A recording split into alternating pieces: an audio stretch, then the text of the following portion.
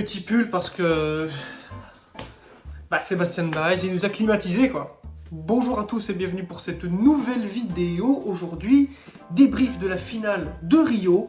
Et en supplément à la fin de cette vidéo, je vais vous faire les tableaux de mes prévisions sur les tournois de Santiago, Dubaï et Acapulco. Voilà, donc restez bien jusqu'à la fin de cette vidéo. On va pouvoir décrypter tout ça ensemble. Tout d'abord, la finale entre Sébastien Baez et Alex Müller. Une finale, qui n'a pas tourné en notre faveur. Ça n'enlève rien à la magnifique semaine d'Alex Müller et d'un niveau de jeu tout à fait prometteur pour la suite de cette saison sur terre battue. Et tombé sur un Sébastien Baez retrouvé, on va dire, voilà, qui a eu un début de saison un petit peu compliqué. On ne savait pas trop comment est-ce qu'il allait arriver sur Rio. Et il a tout donné sur ce tournoi. Le roi de Rio, ATP 500, donc il a réussi à défendre son titre, donc avec des corones comme ça. Il est rentré dans la balle, même jusqu'à la balle de match, franchement. Donc il a mis 2-7 à Alex Müller. Très impressionnant.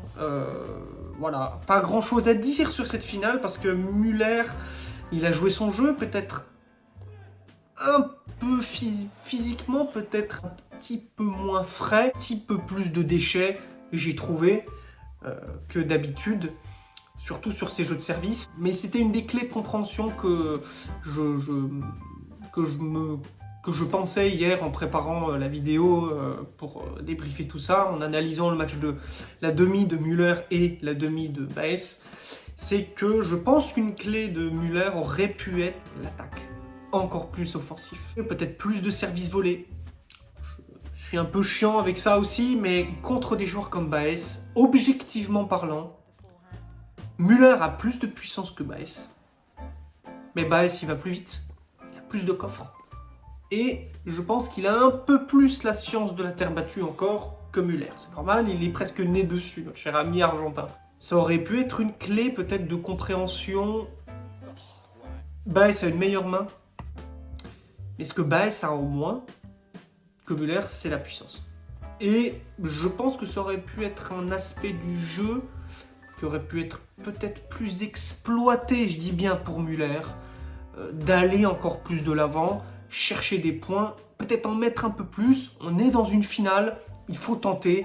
Le tout pour le tout, j'ai l'impression que malheureusement, il s'est un peu trop embourbé dans le jeu de Baez, qui a été en fond de cours. Voilà, il fait vraiment penser à Schwartzmann, quoi. Il a quand même de la puissance qu'il arrive à dégager en étant précis. Il arrive tellement bien à gérer la surface de la terre battue, glisser quand il faut, mettre les bons appuis. Et il a une super main.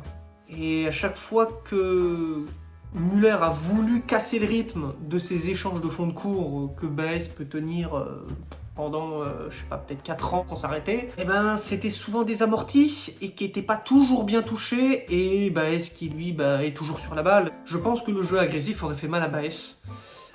Donc je pense que c'est la clé, parce que finalement c'est 2 petits sets et ça fait un peu mal parce que ça reflète pas du tout la super semaine de Müller. Donc bravo à Sébastien Baez qui remporte pour la deuxième fois, pour la deuxième année consécutive, Rio de Janeiro. On va se retrouver demain pour le débrief des matchs des premiers tours sur les 3 tournois. Je vous souhaite donc de bon visionnage, je sais tes matchs et à demain les amis.